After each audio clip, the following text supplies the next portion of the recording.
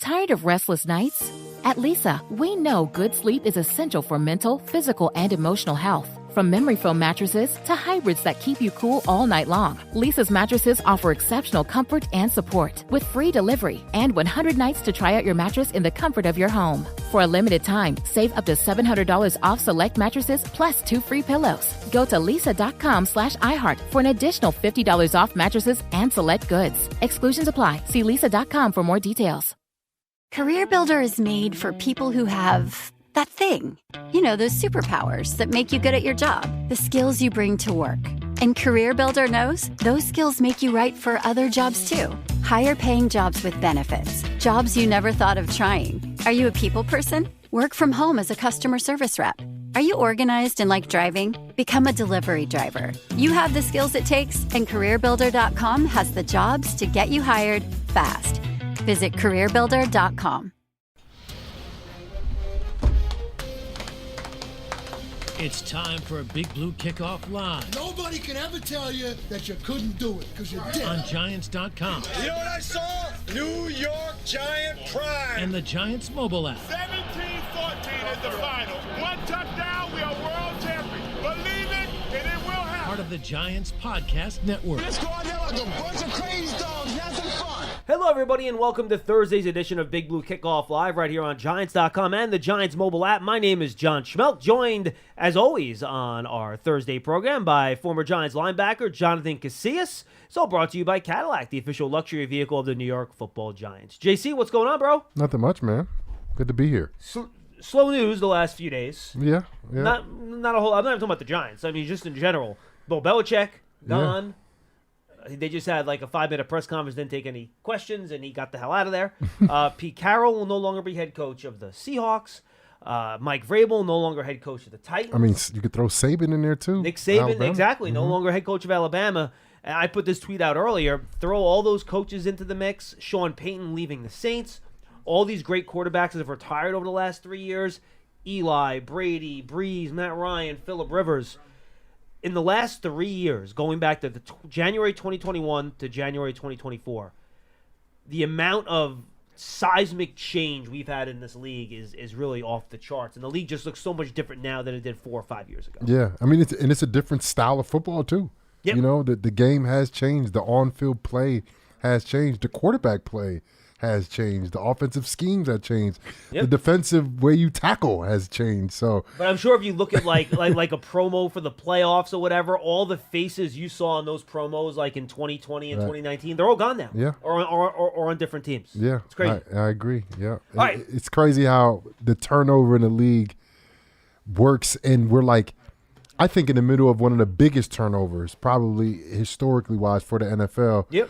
For quarterbacks and coaches that ran the NFL for the time that they did. It's amazing. But let's get to the news with the Giants, which is more pressing. After a couple days of what's going on here, the Giants and Wink Martindale agreed to part ways. You guys saw the details about in terms of what the agreement was online from the various reports. The Giants are not confirming any of that stuff. You want to call up and ask about it, you certainly can. And, you know, we know all the back and forth that happened. We saw all that. You want to call up and ask about it, that's fine. The Giants are not commenting publicly on any of that stuff.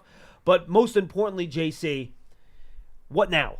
You know, we talked the last couple of days, and we can get into that with you too. We need a new Giants need a new strength and conditioning coach, need a new special teams coach, need a new offensive line coach, need a new outside linebackers coach, need a new running back coach, and now you can throw defensive coordinator on the list. So let's start here with defensive coordinator. We've seen what this Giants defense has been over the past 2 years, and I think this is why I think it's particularly unique, right? And that's because Wink's unique.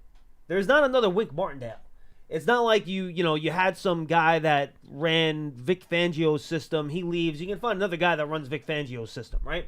You can find another guy that runs the old Legion of Boom cover 3 system. You know, the Gus Bradleys, the Dan Quinns, all those guys. There's another Wink Martindale out there. Nobody else runs what he runs. It's pretty unique. So it's not like you can just say, all right, well, we're going to bring in a guy to run the same system. Now, I suppose if you go in-house with an Andre Patterson, a Jerome Henderson, you can keep some of that continuity, right? So what do you think the path forward is here? Because we've spoken about here, and the Giants have talked publicly about how, you know, Wink really worked well with the front office staff to explain to them the type of players that he needed and wanted in his system. Well, those are the guys they brought in.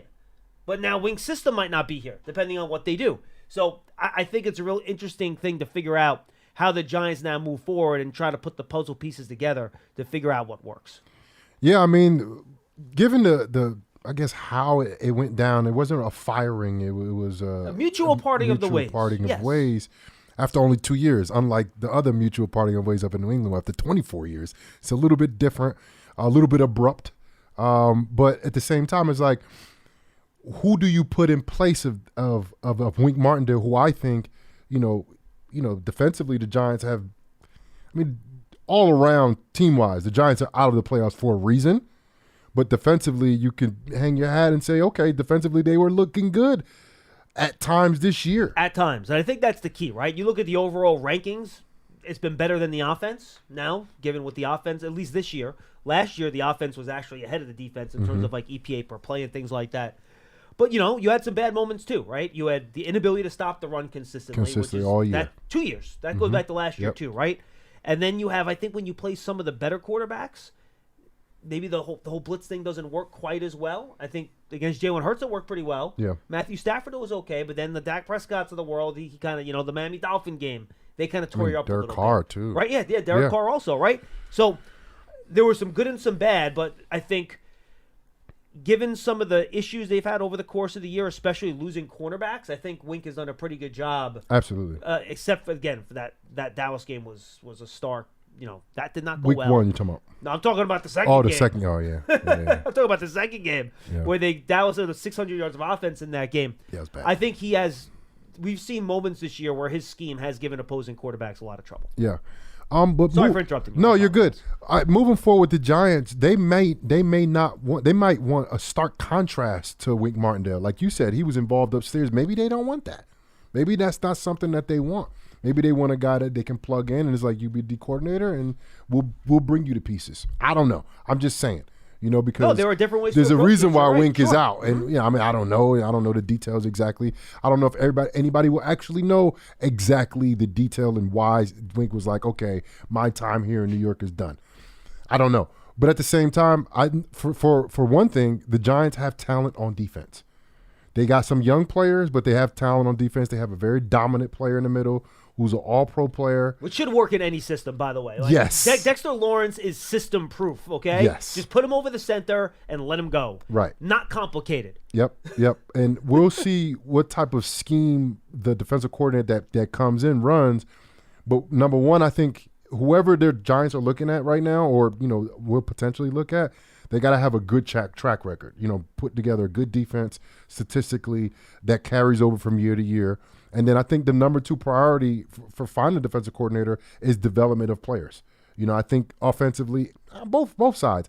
I think offensively and defensively, the last couple of years, you had a lot of young guys playing. Banks starting corner, coming in. McLeod played very well in the system, especially later in the season. And how about last year? Fabian Moreau did a nice job when they brought him in last year. Where is he? I'm sorry. Where did he wind up? He did wind up somewhere because he played some good football at times last year. Where did he wind up? I'll check that. But that's I think the two main things. You got to have a great track record. And then also you got to be able to develop younger players or just players in general because, we said this year coming in. It's a great thing that they kept both coordinators because it's another year under the system. Now, defensively, they're going to have to learn a new system. Whether it's similar to what Wink ran with some of the guys that he has brought underneath him or somebody totally new, the defense have to learn a new system. And when you're learning a new system, you got to literally learn everything. Like stuff has carryover. Well, do me a favor. Explain for fans what it's like for a defensive player when a new coordinator comes in.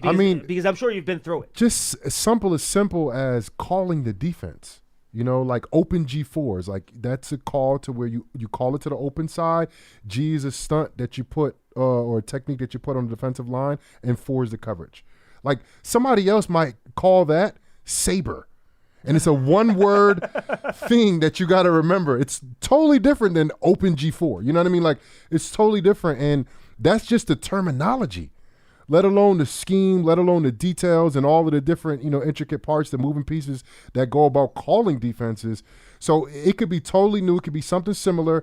There is some carryover, like cover 3's pretty much cover 3. Cover 2 is pretty much cover 2. But even that, cover 2 ran when I was in New Orleans. That backside seam dropper, he had to carry the 2 vertical. And that's not really like that in other cover 2 defenses. That's interesting. So even little details like that have to be ironed out because cover 2, you probably played it totally differently. Every year you've been elite. And even cover 3, you can have, some guys have the cornerbacks play a little bit more towards the seam rather than outside. So you can adjust that too. It's all spacing. Everything's different. Some things might be similar to what you've known, like walking in, like I know how to play cover 3. It's like, okay, this is a little bit different than a cover 3 that you're used to. Terminology is probably going to be different all around. So it's a big learning curve whenever, and hopefully they get them in the building sooner than later just to get everybody acclimated because I said this a lot coming into this year that not only were the players their second year going into Wink's defense and Kafka's offense, but the coaches. The coaches are their second year or whatever going into Wink's defense this year. And when you have a coach, the defensive backs coach, the linebackers coach, like some of these guys don't know the system of the defensive coordinator. Right. And they're learning that on the run too. So there's a learning curve that's going to happen no matter who you bring in. And by the way, and for me, and again, nobody cares my opinion. These guys upstairs know a lot better than I do. Well, no one that matters in this building cares about my opinion. I don't matter. Damn, son, damn. JC, hate to tell you, nobody involved in any of these shows in the bigger picture scheme of the organization matters much. So why Don be calling me all the time? You matter to him. You matter to him. That's why. But where was I going? That's right. I kind of like the idea, mostly because I respect both guys and I think they're really freaking good at what they do. Patterson and Jerome Henderson, whether it's one of them. Jerome Henderson's the Giants defensive backs coach. For fans that don't know, Andre Patterson is their defensive line coach. I think, Andre Patterson was a co-defensive coordinator before. He's been in the league forever. He played in Wink's scheme, and then he coached under Mike Zimmer, which is a completely different type of deal. That's your old school 4-3 type of look where, you double mug a lot and you kind of do things like that. And there is still a lot of man-to-man on the back end of those Mike Zimmer defenses. And the point you're making, if you run a 4-3 defense, you got to bring in different guys. I'm getting there. Body types are different. I'm getting there, 100%. And then Jerome Henderson, we all know he's a good secondary coach. He's really good to be coach. I think he bonds with players well. Both those guys are still under contract, right? Unlike some of the other coaches that were let go, they are still here. If they want to hand the defense to those two guys and tell them to go to try to maintain some level of continuity, I'd be 1,000% okay with that. Yeah. I'm cool with that. Now, if you don't go in that direction, and this now getting to your point, right? I'm going to throw a name out of a guy just because he's not under contract anywhere else, so I can't get fired for tampering. Let's say you decide to go into Brian Dable's past. In fact, I'm going to make sure he's not under contract with anybody right now because I don't think he is. But let's say if you want to go back to Brian Dable's past, right? And who was a defensive coordinator of mine at one point. For the Bills, right? Leslie Frazier. Now, Leslie Frazier, who doesn't have a job right now, he's a guy that is widely respected around the league. He's been doing this a very long time. His scheme, polar opposite of what Wink Martindale, right? Very conservative. Right? A lot of zone. Right. And we'll get to the front in a second, but let's start with the secondary because I do think that's the bigger difference here because coverage to me is always more important than what's going on up front, though. With the Giants' front defense, maybe it's not. But in terms of how the Giants have this back half built, right? Deonte Banks was drafted to be a press man corner. Yep. You bring a guy like Leslie Frazier in who goes, oh, no, I'm playing more zone. I want to keep things in front of me. I want to be a little more conservative. How do you think a system like that on the back end would impact what the Giants have in the back half? And then feel free to get to how it would affect the front as well. Well, like I said, there's always going to be new wrinkles and stuff like that. But when you talk about, like you said, almost like a polar opposite of who Wink Martindale was and who his scheme was and how he approached the week-to-week game plans, Leslie Frazier is more of a cover 2 zone, cover 4, cover 6 guy. And everybody it has to fit that scheme as well. So you're not looking for guys that play great man-to-man coverage. You're looking for guys that have great zone coverage. Now with great Banks' zone eyes. physicality, though, I could see him being a good cover 2 corner. I think Banks is going to do because well in any he can system. beat the guy up at the line of scrimmage. He's so big and physical. Yeah, but I think he'll do well in any system. Okay. Yeah, I think the way he plays the game of football, the way he approaches it, and from everything that I've heard from him, that he's a student of the game. So you think he's system proof? I think he is. Okay. Yeah. I And mean, by the way, it's just me speculating right now. And by the way, he did play press man at Maryland in his final year there. But I remember we talked to his either head coach or defensive coordinator on the Giants Huddle podcast earlier this year. And he pointed out, before the most recent DC got there, someone, oh gosh, who was it? But it was someone from the old Bears cover 2 tree was there with him. So his first few years in Maryland, he actually did play a lot of zone. So that is in his background at least a little bit. That's good. That's good because it is a little bit different. It is a little bit different, especially when, you can hang your hat on what you do so well, which I know Banks does. He's a very confident kid. I know he hangs his hat on, I know I can cover guys man-to-man.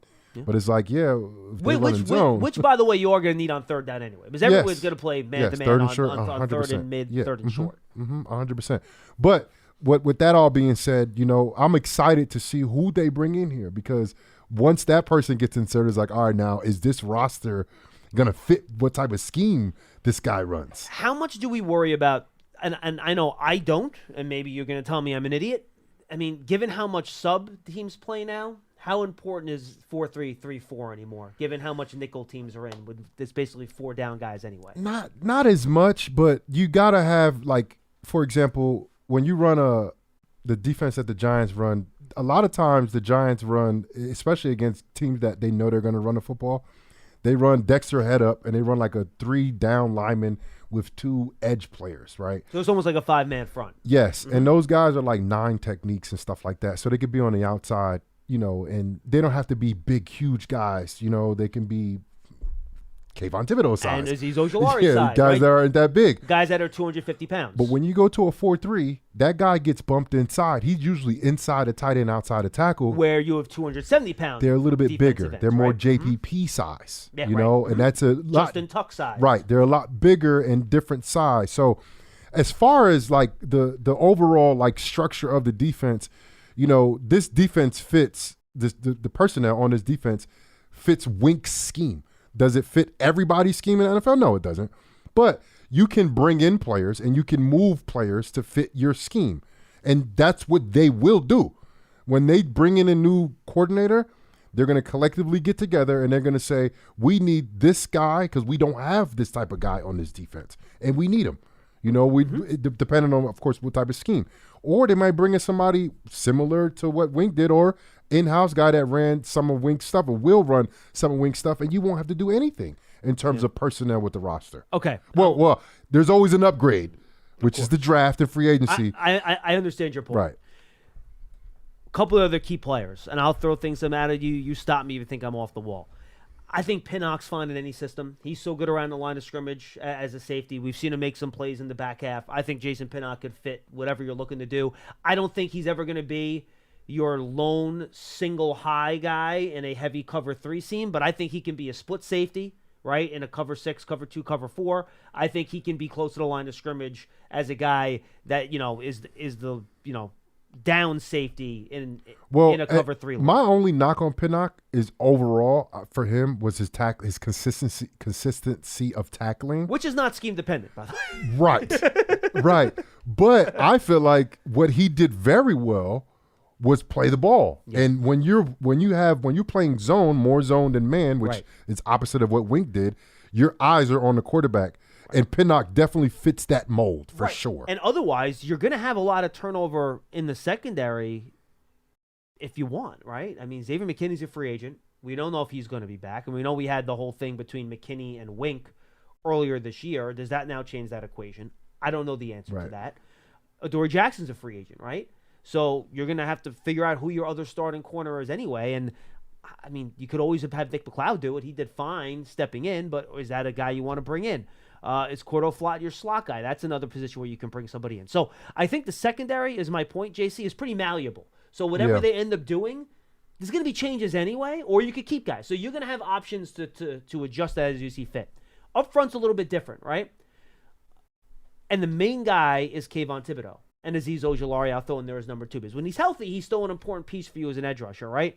How do those guys, or can they, go from being more of a stand-up guy in Wink system? Because those guys rarely had their hands in the dirt in Wink system, right? Even when they were part of a 4-man front, they were usually standing up. Yeah.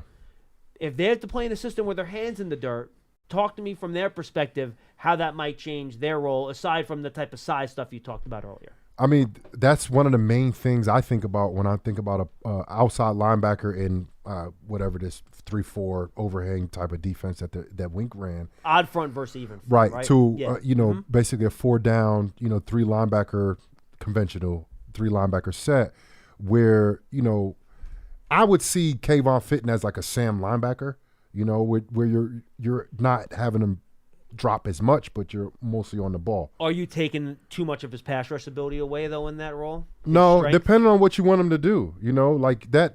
And you could let him rush on 3rd down, obviously, right? Right. Yeah. I would want him on the ball. Like I don't want him. I want him Sam linebacker almost in the underfront and have him over the tight end.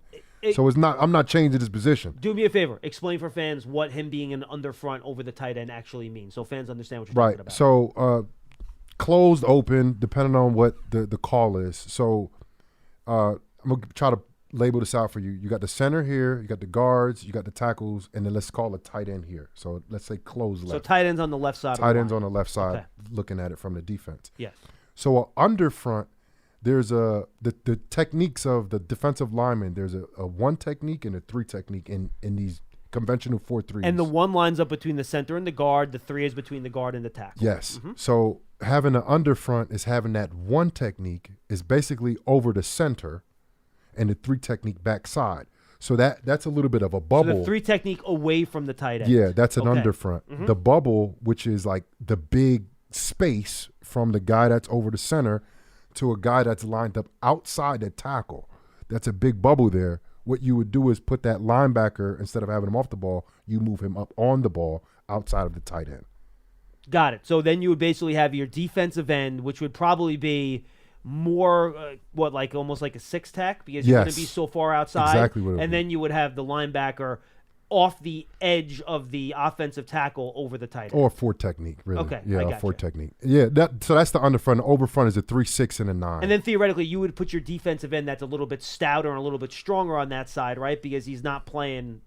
And then you would have your pass rushing defensive end on the same side as your 3 technique and more of a 9 technique. Most likely, yes. Tackle. It depends, I though. got you. Yeah, it all depends on if you rotate in ends. Some ends stay, to the sides, or some ends moved, according to the call. So that keeps him. That would keep Thibodeau then at his on position, the ball basically, as a edge setter. Yeah.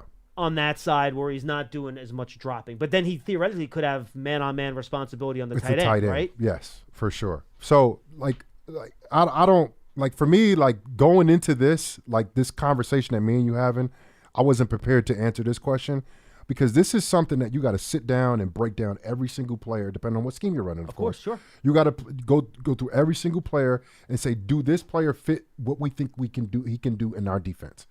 And when you bring in a new defensive coordinator and they bring in a whole new scheme, they are going to do that 100%. They have to. This roster is going to get reevaluated when a new coordinator comes in. Like, Wink stays here. Let's say Wink is here right now today.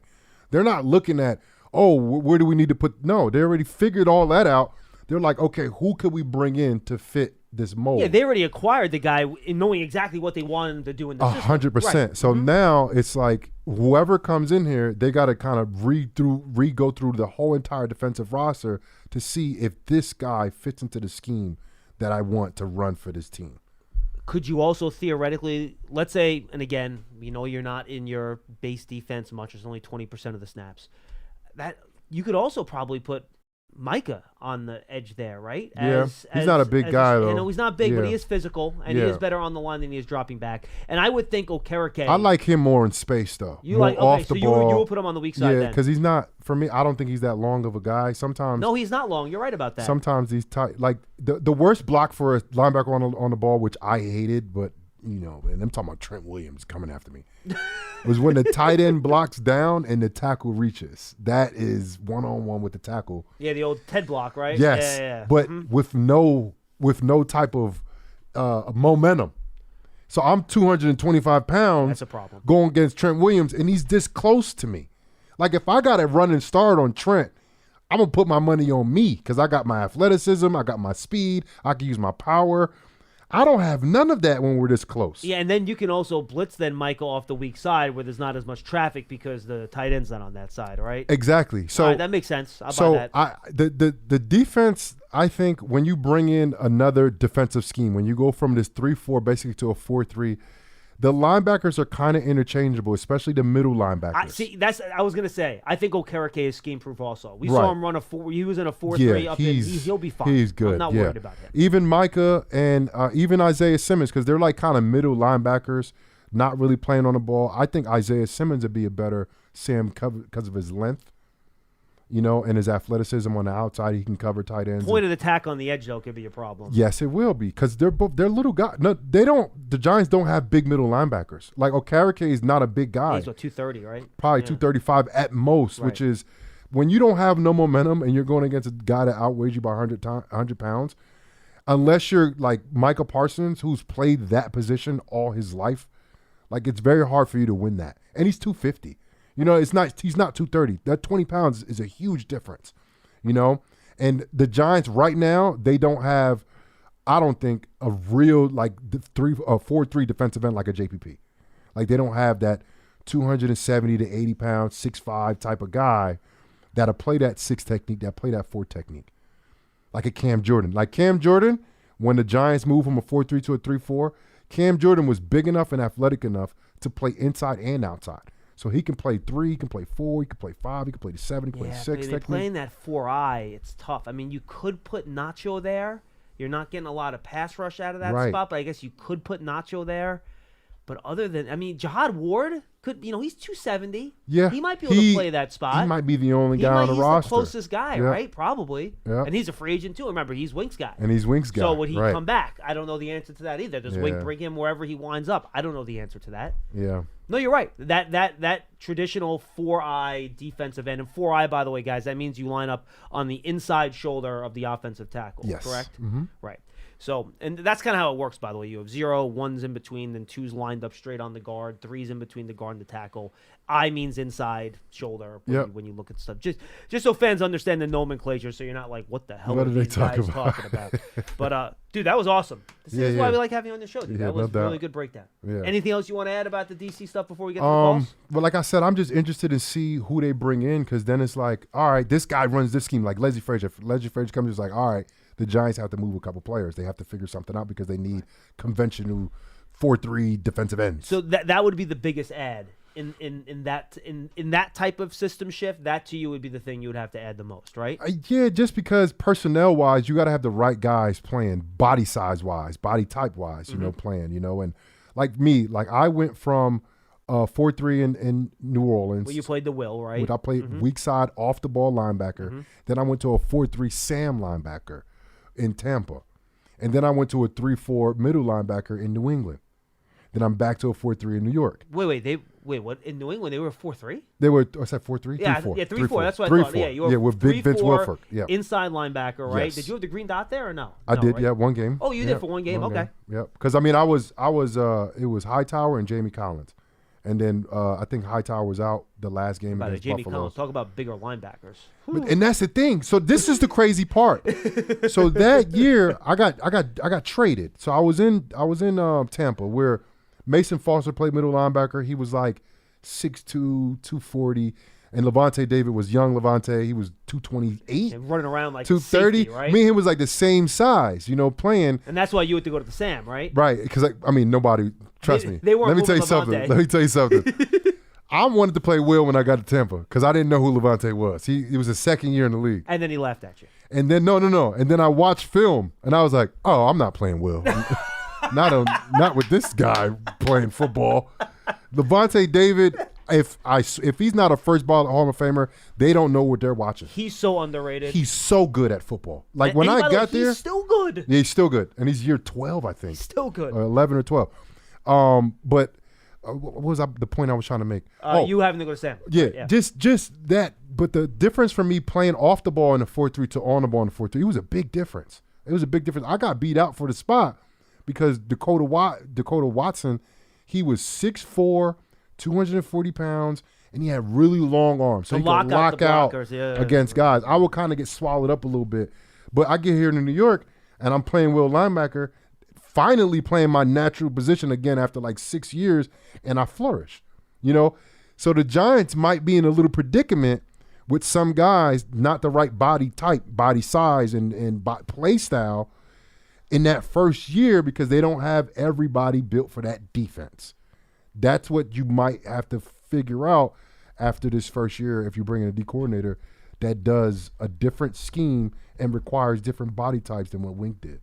Absolutely. All right, let's get to the phones. 201-939-4513. Don't forget, Big Blue Kickoff Live is presented by Cadillac, the official luxury vehicle of the New York Football Giants. Go subscribe to the Giants Huddle podcast, everybody. A lot of good podcasts up there right now. My conversation with Sean O'Hara, we recorded it, unfortunately, before the Wink news came out, but we kind of hit detailed on all the other coaching changes the Giants made and what he would look for as a player at those different position coaches. He focused a lot on the offensive line coach, which was great. He talked a lot about the configuration on the offensive line, what player changes he want in the offseason, the special teams coach. He went into the strength and conditioning coach, too. I want to get your take on that, too, late in the year. What's important for a strength and conditioning coach? Go check it out in the Giants Huddle podcast. That's brought to you by Citizens. Favorite podcast platform, Giants.com/podcast, Giants mobile app. We'll have a lot of coverage on Giants Huddle throughout the offseason. BBK is still 5 days a week. Giants Huddle is going to be 2 days a week, some weeks 3. So make sure you go check it out and subscribe. All right, let's get to the phones. 201-939-4513. We had a lot of good calls yesterday. Let's keep it up, folks, and lead off with Hugo in New Jersey. Hugo, what's going on? Hey, good afternoon, guys. What's up? Hey, I want to start off by talking about the two players who I really think create uncertainty and complicate the off-season plans. Okay. And I'll start with Daniel Jones. And everyone talks about his injuries and his injury history. I have a slightly different take on it. I think, you can start gathering information about where Daniel Jones is in his rehab, and there's a lot of data out there, and you can compare where he is versus certain benchmarks and other players. Sure. So you could take MRIs, you could listen to the training staff, all that. Could he be your opening day? At some point, they'll have I think, at least directionally, a pretty good view of whether he could be the opening day starter. They'll have an idea, but at the same time, Hugo, you never know when rehab slows down for a player either. And also, will they divulge that information? No, they won't, obviously. No, they won't. Yeah. No, Hugo, you're right, though. I got you. I hear you. It's definitely not an exact science, but they'll have some data. Yes, that's fair. That's fair. I got you. What they won't be able to observe, and it's something that I'm much more worried about, is the psychological damage that's been done to Daniel Jones because of the beating he's taken. And, you hear things like his clock was all messed up and he was bailing out of pockets too early. You won't see those things until you actually get on the field in competition. Yeah, and then you're right. If that's like a permanent issue, and by the way, I must say, I think that's almost never reversible. I think the only guy that reversed it that I saw was Jim Plunkett. And we're talking, Hugo, I've seen really good quarterbacks, and heck, we saw this with Tom Brady even later in his career. When the offensive line went south, we saw him get really sped up early in some of those seasons, get messed up, and then he kind of recovered from it. Again, I'm not comparing Daniel Jones to Tom Brady as a player, but I do think players are able to reset in an offseason. And when they come back, you can kind of rebuild that confidence. Remember, you're playing a lot of 7-on-7 in the offseason. Nobody's hitting you in practice. JC, don't you think the quarterback in the offseason, especially if he sees the guys in front of him in practice blocking better, don't you think the quarterback can kind of reset that clock a little bit in the offseason? I think during the season, Hugo, to your point, it's tough. Once it happens in season, I think it gets really hard to reset that clock, but I think you can do it in the offseason. Yeah, I think so too. And if let's say Daniel Jones starts the year and he might be, feeling that a little bit because he's not as confident in his leg or his knee, I should say. And then also he's been out of football for a while, so he's not used to being like people around his feet and stuff like that. So you might actually see that though when he comes back, and I don't think that when he first comes back and he might struggle because, he's been out for so long and he's coming off an injury. I don't think that's how Daniel Jones is going to play the entire year. Because when you first come back, like I know this because I've been through injury.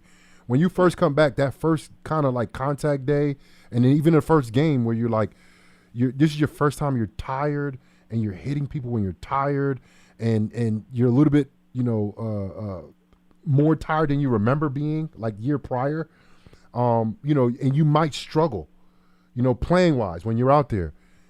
You can come back from that. You know what I mean? Like you can come back from that. It's not like, a guy that's like too beat up to where mentally he can't get over that hurdle and he can't change his game. So you got to get comfortable playing with this new knee that you have, because Daniel Jones, he's not getting like a whole new knee, but it's a new knee, meaning like he can't do certain things that he used to be able to do, and that may not be like in terms of like running like a 4.5 or anything like that. It just may be like, oh, I'm not as powerful when I step off and plant and throw to the outside. Or if you're scrambling, you can't fire off that leg to scramble away from a defender, right? And the people like myself that was always hurt and was able to extend their career, you just learn how to play with this new body that you have. And that takes a little bit of while to do that. It's usually not the first game. It might be a little struggle the first game. So the reason why I'm saying this is when Daniel Jones comes back and he's thrusted into the starting lineup, because Dayball and Shane already said he's the starting quarterback whenever he is healthy, he might not be the Daniel Jones that we remember running around in 2022, but that's not to say that he can't get there in a few games halfway through the season, but you kind of got to have a little bit of patience with him, or he might come out and be a guy that understands that he's not the mobile guy that he used to be, or he can be. I mean, he could be Adrian Peterson. There's only seen one person do it. Adrian Peterson won the MVP after ACL, but most likely Daniel Jones is not going to be the same. Is that a good thing or a bad thing? That's up to Daniel Jones to show us, because I've seen guys respond. I mean, Frank Gore had 3 crazy knee injuries, and he played for like 15 years, and he had these in college. So he can come back. And Gore did change the way he played, though, right? He wasn't nearly as explosive after those injuries, right? If Daniel Jones can adapt to this new Daniel Jones, because he's probably not going to be that same exact explosive guy that we've seen, and I even throw Saquon in there. This year, Saquon, even last year a little bit, when Saquon came back last year, he was falling on the ground a lot. He was always falling. That's what happens when you come back off a knee injury or a lower body injury. Your balance is not always there. Then as the season went on, he got better and healthy and got better and healthier, and he wasn't falling on the ground anymore. Saquon, I think if he ran a 4.35 or whatever the case was when he was coming out of college, I think he maybe run like maybe a 4.4 now. But he's still good. He's still explosive. He's still powerful. But I think he's learned how to play with this 4.4 body and not the 4.35, which is not that far off, but some people can't make the adjustment. Saquon did. And look, I'm not saying Daniel Jones is going to struggle coming out the gate. I expect him to, because I've just seen it so many times. But then as it goes on and as he gets more comfortable and he starts identifying like where he's at physically, because I mean, you even saw with Kyler Murray coming back this year, his first couple games he didn't look like himself. Yep, he had to kind of get back into like, okay, I'm not this 4.45 guy. I'm maybe a 4.5 guy now, and I got to do things a little bit differently. And if Daniel Jones, because anything that I got from Daniel Jones, I think he's a smart guy, and he's one of the toughest guys, not even quarterbacks. He's one of the toughest guys in the league. So mentally he's there. Physically, it depends on where he's at week 1 or whatever he ends up playing. But then also give him a little bit of grace and give him a little bit of time to get back to, or at least identify this new Daniel Jones that we're going to see. Because you got to give him time to figure out who he is. You had something on Evan Neal too, Hugo? I did, and I had a bunch of other stuff, but I'm sorry, Hugo. Next week, but no, it's fine. No, it's fine. No, injuries are an unfortunate thing, but But one concern I have about Evan Neal, it's almost like a circular reference, right? He needs to get healthier to play better, but I'm also wondering if he has to play better to stay healthy. And what I'll reference is, these ankle, knee injuries. Could it be a function of his poor balance and footwork? Look, Max Crosby long arms a lot of people around the league, but not all of them go flying and break an ankle.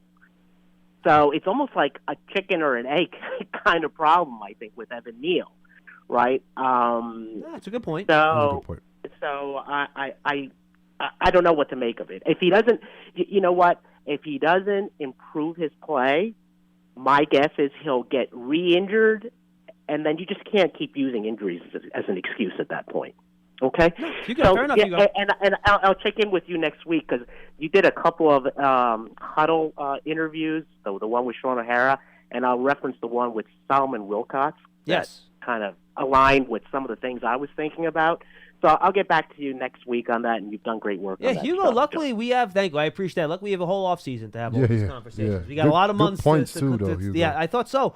And look, that's a big part of this offensive line coach thing, right? Yeah.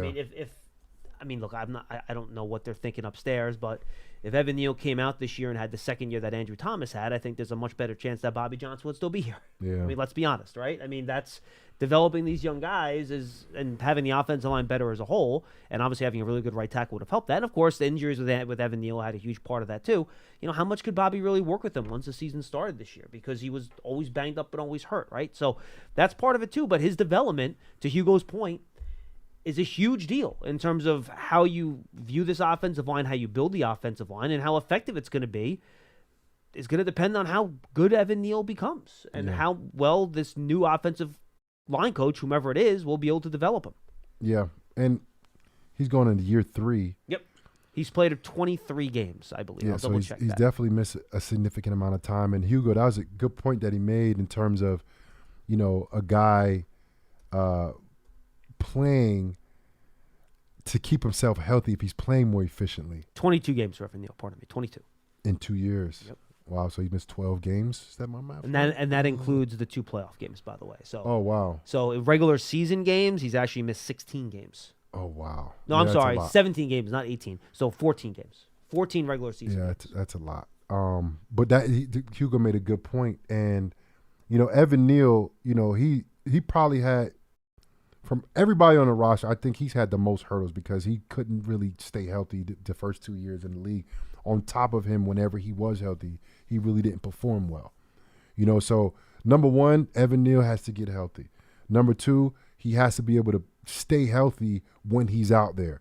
And that's the only way we can really give him a good diagnosis of what he really is, because as of right now, we don't really know. The question is, I don't know. How good is Evan Neal or how bad is Evan Neal? We don't really know because he's been hurt so much. And I know that takes away from, even when he's healthy technically, he's still a little something going on. And Kayvon Thibodeau, last year is his rookie year. Kayvon Thibodeau had his knee messed up during the half of the season, and you could see that affected the way he played. Mm-hmm. That's just how it is, And Evan Neal, playing right tackle, left tackle, you're going against the most athletic guys in the world who can bend, who can dip, who can push you around like a Crosby. And you have to have both of your legs 110%. Not 90%, not 80%. You got to have 110%, especially because you're a huge human being. Evan Neal's 340 pounds, and you push a guy, I don't care who it is, you push a guy with a bad leg that's 340 pounds, he's going to topple over, So hopefully we can get that guy healthy to really see what he's about. As of right now, for me, my diagnosis on him is I don't really know because he's been hurt the whole time. And it's do I knock him for playing hurt and not playing well? I remember times in my career I played hurt, and that's the reason why I retired, because I felt like I was hurt too much. And even though I'm not technically injured, I'm still out there playing, but I look like crap. So that's a little bit of what Evan Neal's kind of going through. It's yeah, he might be technically healthy, but he's really not healthy. He's maybe 70%, 80% when he's out there. And I think that goes into what we saw from him. Yeah, he might be better than what we saw, but he was always hurt. He's been hurt for 2 years straight. No, look, I'm with you. And he's got to get healthy, and hopefully that'll improve his play. And if he gets improved balance in the offseason, hopefully he's going to be able to work out a lot on that with his ankle. We'll have to wait and see. All right, I apologize, by the way, for your call so late. I didn't realize I went a half an hour with JC on the defense stuff. I was frankly very engaged on it. I thought it was really good. So I apologize for not getting to your calls earlier, but I'll try to get as many as I can these last 15 minutes before we say goodbye. Donnie in Queens, you're up next. Donnie. Yeah, actually, my call was about, Wink leaving, and you kind of basically covered everything I was going to say, and then some, to say the least. I'll stick with the Daniel portion, conversation. And, for me personally, I'm over the Daniel Jones experience. This was his 5th season, and the best quarterback play I've seen in those 5 seasons was the play Tyrod Taylor had this year. You could debate that, you can nitpick that, and say maybe not, but I think you cannot dispute that. There's certainly not a $30 million a year difference between those two players. So Daniel's he's on his 3rd head coach, multiple offensive coordinators. They've shuffled in receivers. They brought in different offensive linemen, but the results have stayed on the offense. Jonathan's saying before, if he comes back, maybe he can't rely on his legs. Well, if he can't rely on his legs, there's nothing left. That's really all he's had as a player. I'm very curious as to why Tyrod has been able to drive the ball downfield more in his 6 starts as a Giants quarterback than I think Daniel has in his entire time here. So, I'm not sure. Well, Donnie, hold on one second. The Giants were top 10 in EPA per play offensively last year with Daniel Jones. Top 10 in the league. Does that mean he's throwing the ball downfield? Well, look, there are different ways to move the ball. Tyrod Taylor is a better deep ball thrower than Daniel Jones. He is. I'm not going to argue that point. Hold on. Yes. It's not even close, and he attempts to do it. And that's one of the things that Daniel doesn't even look to drive the ball downfield, right? And let's be honest, last year is an outlier for Daniel for the season. And you know what? I would also wish what was his EPA against the good teams he's played in his entire career? It's been generally bad. Okay, well, now in fairness, if you want to bring up good teams and bad teams, Tyrod had some good games this year. He had 3 games where he threw for more than 200 yards, okay? He did it against the Washington Commanders, who literally have the worst defense in football this year. He did it against the Philadelphia Eagles, who the last month of the year has had the worst pass defense in football this year. They've been terrible. And then the other game was against the Rams, who were ranked somewhere around 20th or 22nd. So he also took advantage of some bad defenses, too. He didn't go up there and play really well against awesome defenses either, in fairness. Sure. Look, I'm not advocating for Tyrod Taylor to be the Giants quarterback. No, I got you, of course. Mm-hmm. But what I'm saying is when Daniel's played against bad defenses in his careers too, and it's the same dink and dunk, and then he runs for a bunch of yards. Generally speaking, throughout his career. I mean, there's a large body of work here now. It's not, a small sample size. So, I'm just ready to move on from him, and I hope that the organization sees the same way, because if not, we'll be looking at major overhaul. Well, Donnie, I have a question for you then. How would you like for them to move on from him? What is your game plan to move on from him in terms of because they still got him under contract for this year coming up 2024. Mm-hmm. Yeah, look, they're stuck with him this year, so that is what it is. They're going to have to draft somebody or make a significant move in free agency or trade. Would you be willing to move up in the draft if you had to get the guy that you want? As long as they believe in that quarterback, absolutely. Okay. Now, look, I understand you can't force it, but I know you can't force it. But obviously, if they come into the draft and they say, hey, look, we got 2 guys we really like, and we have an opportunity to go get them, you have to go get them. I mean, let's be honest. The team talent-wise is so far away offensively, where the idea that they're going to, piecemeal this thing together and slowly get better on the offensive line, slowly get better at receiver. They need a floor-raiser at the quarterback position. Otherwise, it's never going to happen. I mean, let's be real. Look at the track mark so far of this regime on the offensive line. It's bad. I mean, the line is as bad a shape as it was since when they got here, and they've tried. I mean, Evan has failed so far. We could discuss why he's failed. John Michael Schmitz did not play well. Could he get better? Sure, but he could also just not be good. Not all second-round picks are created equally. He was just as close to Josh Azudu as he was being picked at the top of the second round. And Azudu, he wasn't good either. Marcus McKeithen, not good either. So it's bad, all around. And to me, they need somebody to come in here and raise the floor. That has to be the quarterback. So that's just kind of where I'm at with it. And, we'll see where things go with the offseason. Appreciate you taking my call. You guys have a good day. Thanks for calling in, Donnie. We appreciate it. Here's the problem. You're going to need more than 2, because I would be very surprised if the Bears do not take a quarterback with the first overall pick in the draft and trade Justin Fields, especially, they just fired their coordinator, right? Luke Getsy's out. You're really going to bring then Justin Fields back in the year where you have to pay him and put him with another new coordinator? I don't know about that. I think for me, if I could rule anything out, I think the only thing the Giants won't do in this draft is move up. Too expensive? Yeah, they're going to have to give up a lot to do that. And here's the thing, JC, who's moving down? I don't think the Bears are moving out of 1. Washington's picking a quarterback, bro. Yeah. They ain't moving. So is New England. New England's got to take a quarterback too. Mm-hmm. So theoretically, you got 3 dudes gone. That's it. Top 3, most likely. Now, is there a chance that maybe one of those 3 teams decides we're not going to pick a quarterback and you can move up and take the 3rd guy there? Sure. What do the Giants think of the 3rd guy that's going to be there? I don't know the answer to that. Moving up to 4 or 5, I don't think that really helps you, right? If you can move up, you got to move up in the top 3 to get one of those guys, right? Yeah. So I don't know how that's going to work. In this year with this quarterback class, go back to what the Panthers got for Bryce Young last year.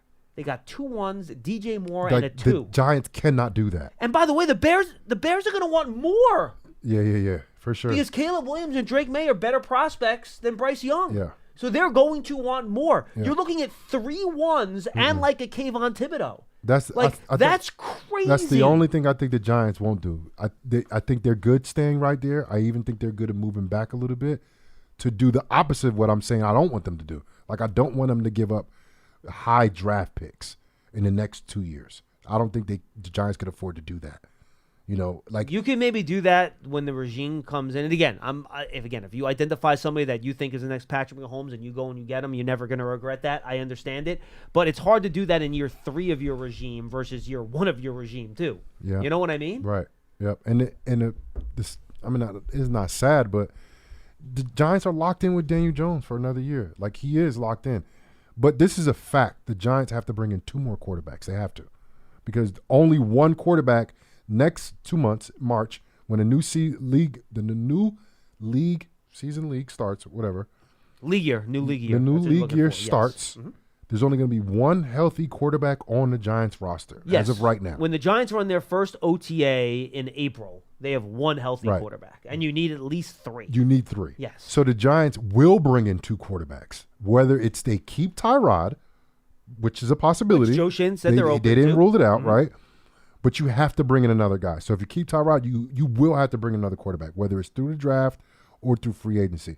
Or if you don't keep Tyrod, that's 2 more quarterbacks that you have to bring in, because Daniel Jones is going to be out the entire offseason, not just OTAs, and he'll be back before. He might miss training camp too. You have a shot at training camp. Yeah, he might miss training camp too. And because it's a might, then you have to have 2 quarterbacks besides Tommy DeVito at the start of training camp.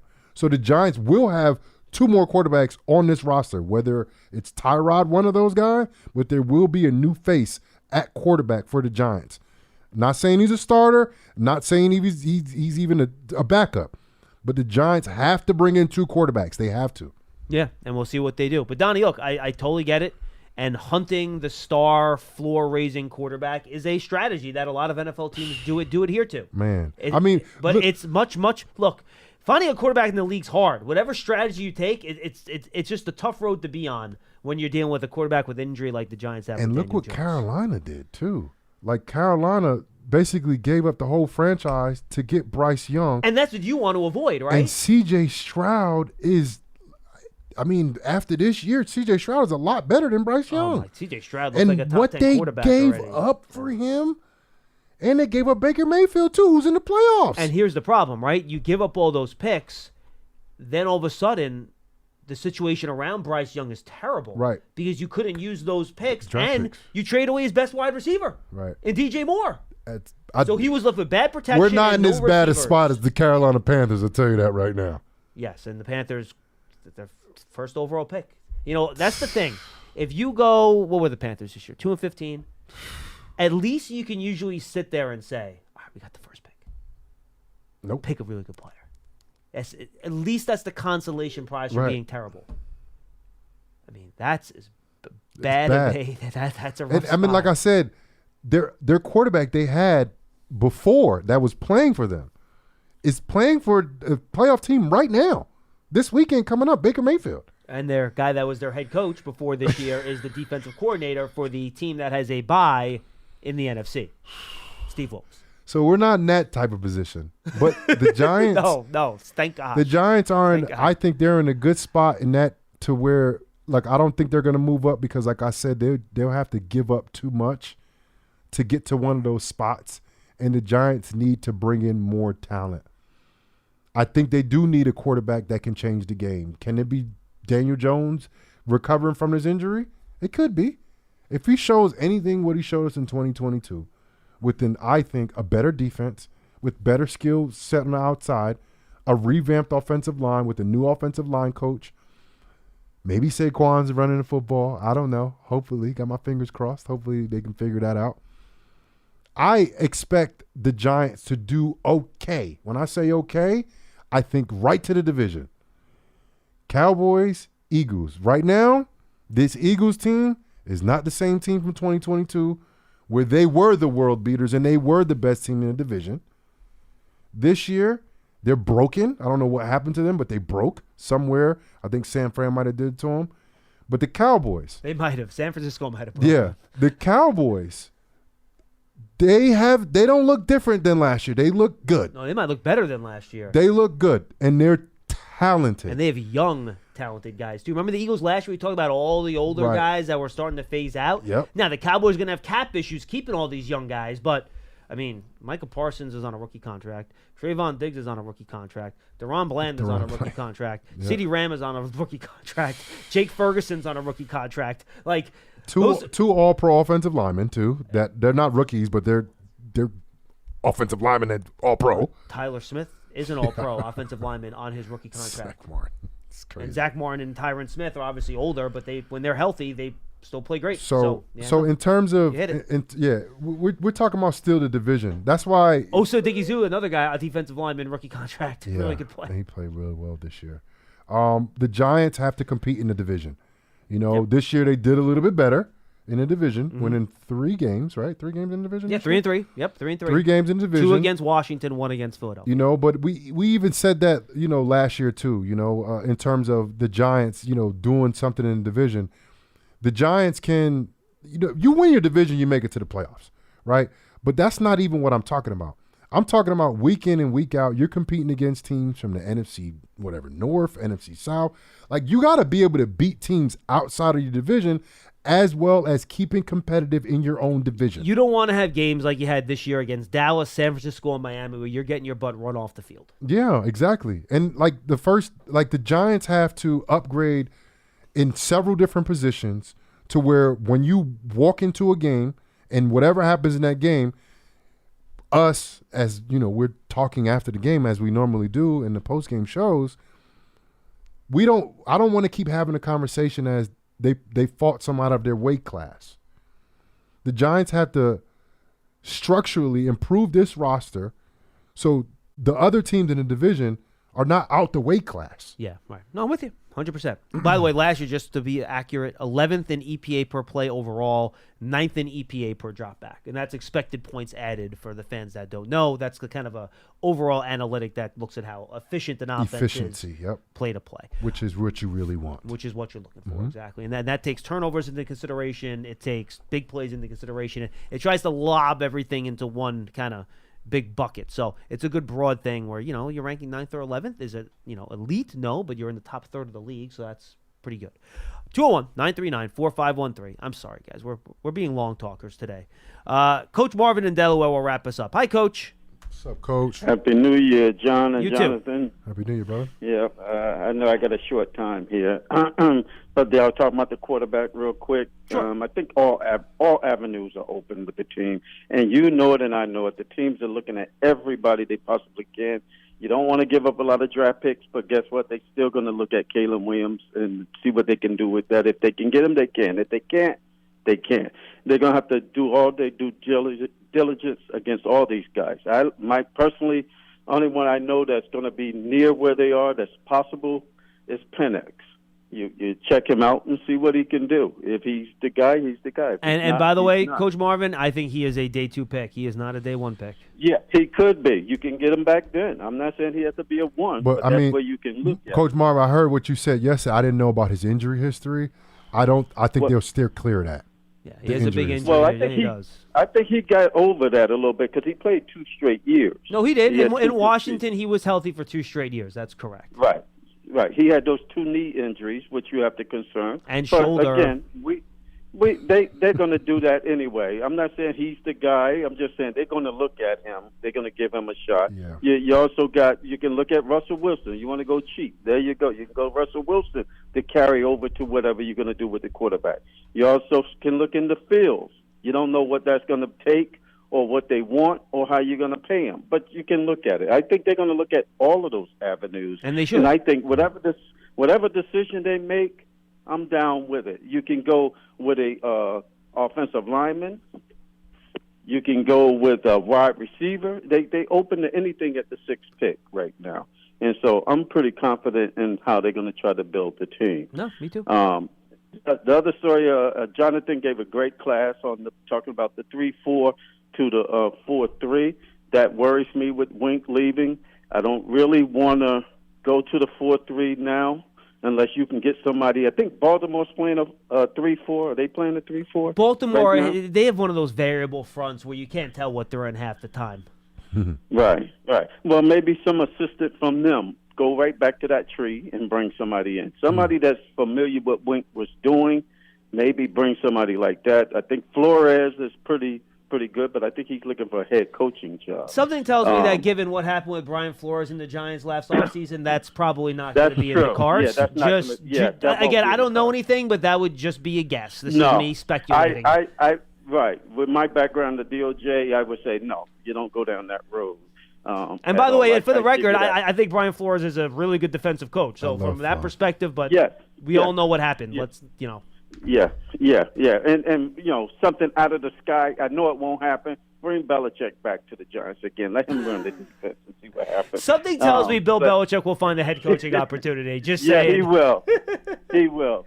But I don't want to go to the 4-3 because everything you're saying about who can play the 7 technique, the 9 technique, they just Band-Aiding it. And then you see that in teams that they say, well, we don't have the personnel this year.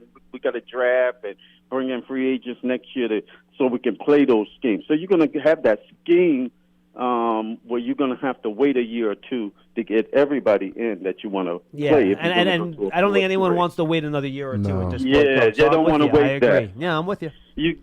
They're going to get run over, and people are going to still be complaining like worse than they are right now. My last part is I want to congratulate Bill Belichick on a great career in New England. I feel honored that I got to meet him and shake his hand. That a guy like that to cross into your life, and all the things he just said, he thanked me for the work I was doing as a youth coach because I was at a camp in Gillette that was given by a friend of mine, Andre Tippett. And Andre that's cool. Grew up in the same, Andre Tippett, great Patriot. Yes. And, he was an outstanding football player. He was just as good in high school. So I just wanted to congratulate Bill on that, and I was honored to meet him. Thank you, Coach Marvin. You guys take care. Yeah. Thanks, Marvin. You too. Real quick, Pierce, I know you want to go eat. I'm hungry, too. Real fast, where do you think Belichick winds up? Ooh. Commanders. Commanders will empty the bank account. I'll tell you that. That owner will empty the bank account. You got the Commanders. We got Tennessee. I know Seattle's open. I don't think Tennessee will want to go to after letting go of Vrabel. I don't think you want to go back to that trade. Right. And my understanding is that he's not really on Carolina's radar. That's what I've read from various insiders that kind of follow this. And then Atlanta? Chargers. Ooh, with that quarterback. I think that's where Bill wants to go. And the Commanders have what pick? They have the 2nd. So that's not bad either. Those are the 2 choices then, I think. Commanders, Chargers? Yeah, Commanders, Chargers.